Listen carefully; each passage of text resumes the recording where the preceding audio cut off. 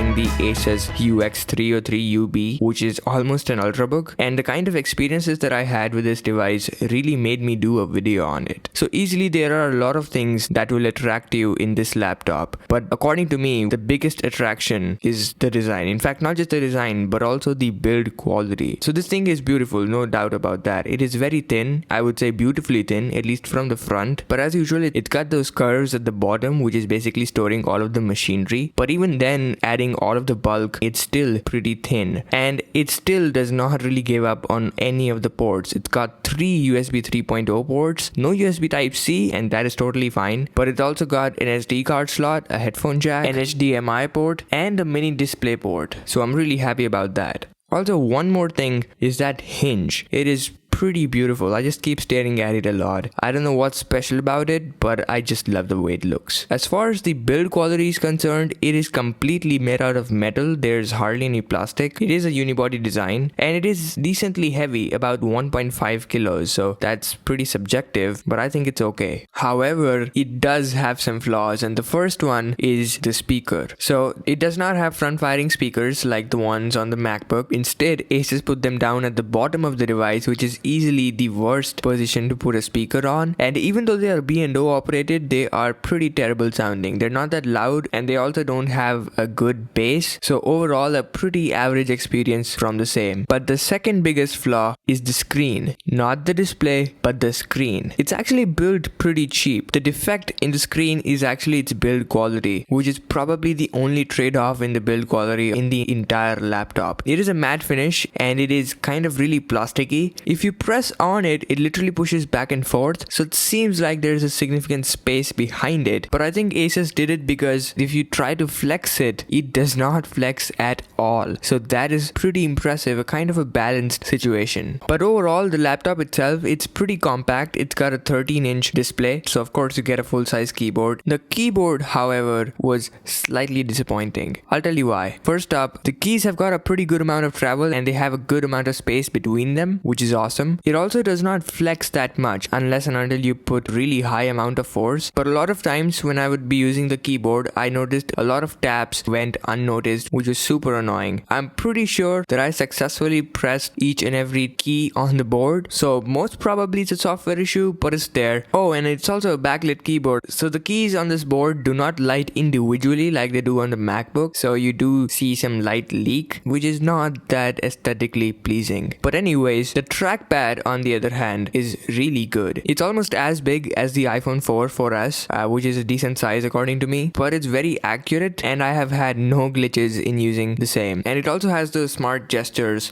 which are like incredibly similar to the ones on the MacBook. Super convenient. The display on the other hand is actually pretty good. It's a matte finish, and it's a 13-inch display, and it's a full HD resolution, so 1920 by 1080 pixels scattered over 13 inches basically gives you around 180 pixels every single inch. And so if you kind of peek into the display, you do actually see some pixelation going in there, but of course you won't do that, and from the normal side of view, it's actually really sharp. It's got really good saturation and contrast ratios, and also some really great viewing angles, but the only disadvantage with this display is the brightness. It's not the brightest display I have ever seen. I do wish sometimes that it was a bit brighter, but it's just the way it is. And so is the webcam. I mean, it's an HD webcam, but the quality is just average. In fact, I'll call it below average, just as bad as the 480p webcam on the original MacBook. But talking about the main aspect, the performance, this thing kind of showed a lot of potential. I use the device not just for some high-end stuff like gaming, but also for the casual usage like web browsing or checking mail and watching YouTube videos.